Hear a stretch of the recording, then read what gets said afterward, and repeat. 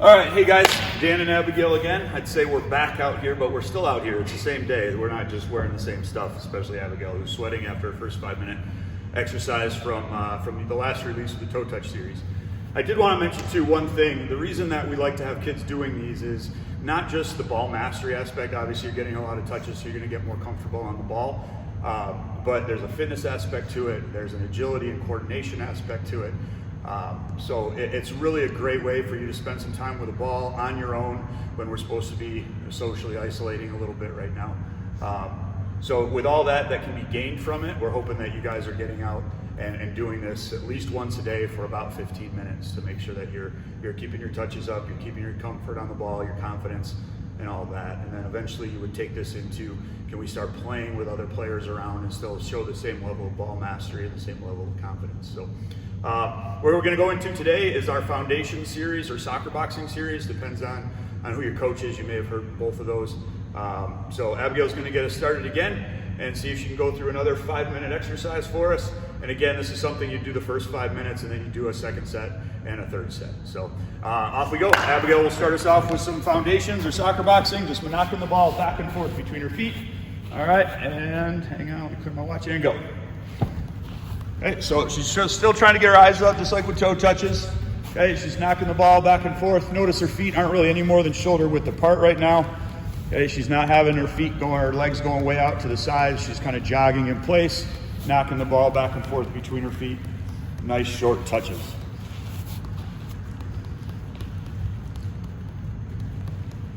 About 5 seconds, Abigail. We'll switch to foundation, going forwards and backwards. And switch.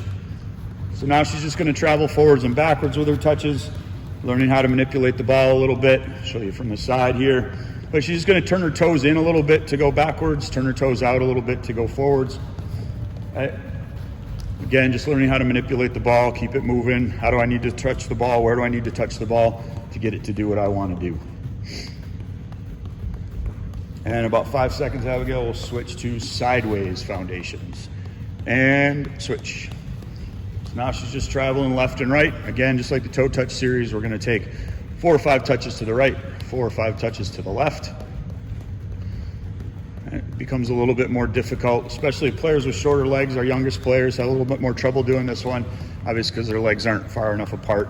The ball may just fit between their feet. So you'll see them take some bigger touches or have their feet swinging a little bit wider. All right, we're going to add in a Ronaldo Chop now. Go ahead. So now we're going to take a couple of touches, and then we're going to cut the ball behind our standing foot. This is a move that you'll see Cristiano Ronaldo do a lot. There was a a World Cup where he tried this as a pass and failed miserably. If you want to look that up, I'm sure you can find that somewhere on YouTube. No offense if he watches this.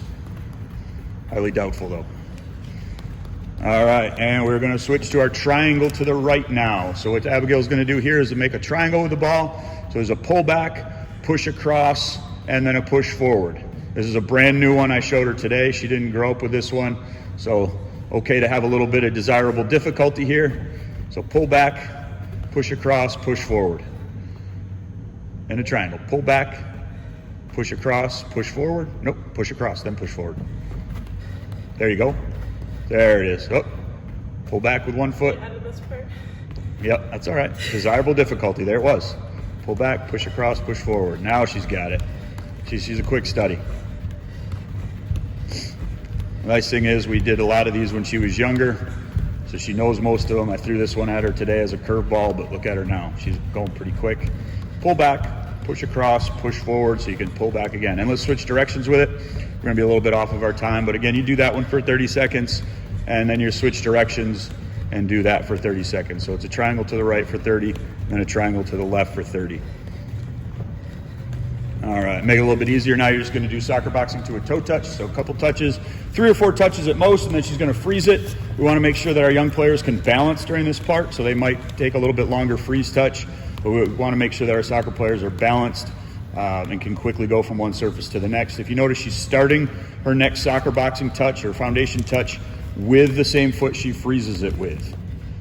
All right, now she's going to add in an inside roll. This is a couple of quick touches. She's going to add an inside roll. Our youngest players may want to continue with the 1, 2, 3 toe touch and then do the roll, as Abigail's showing you now. And as they get better, they can go right into the inside roll. So there are a couple quick touches and then roll it across. And she's going to, in about 10 seconds, she's going to add a second roll. And go.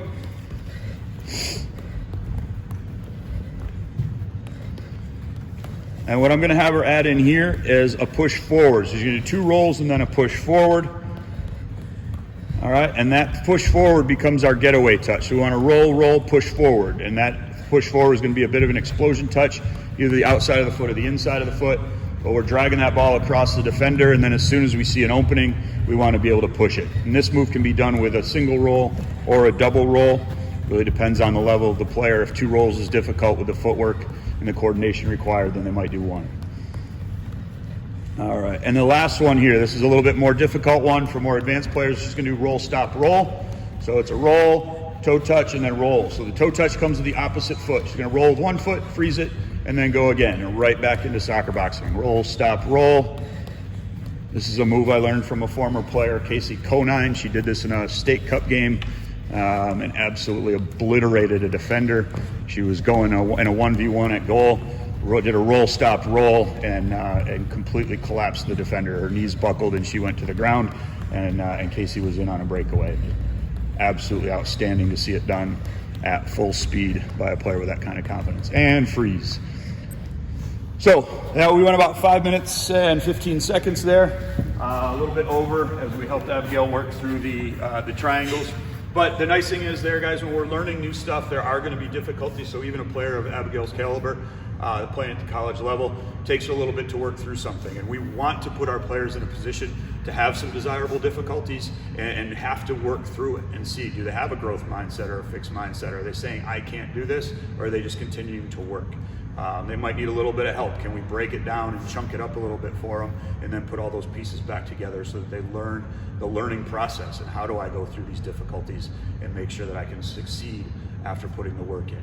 So again, Abs, thanks, appreciate it. We'll get a couple more videos out to you guys as well. We'll see if either we get Abigail back, we might look for one of our other players as well.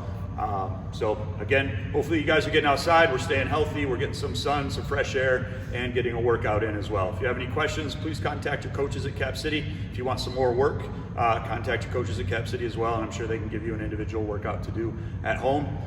If not, get a hold of me, dtjury@gmail.com or dan@theplayerdevelopmentacademy.com. Either one, I'll be able to get back to you and I can give you some things to work on as well. Thanks, Ebs. Thank you. See you soon. Thanks, guys.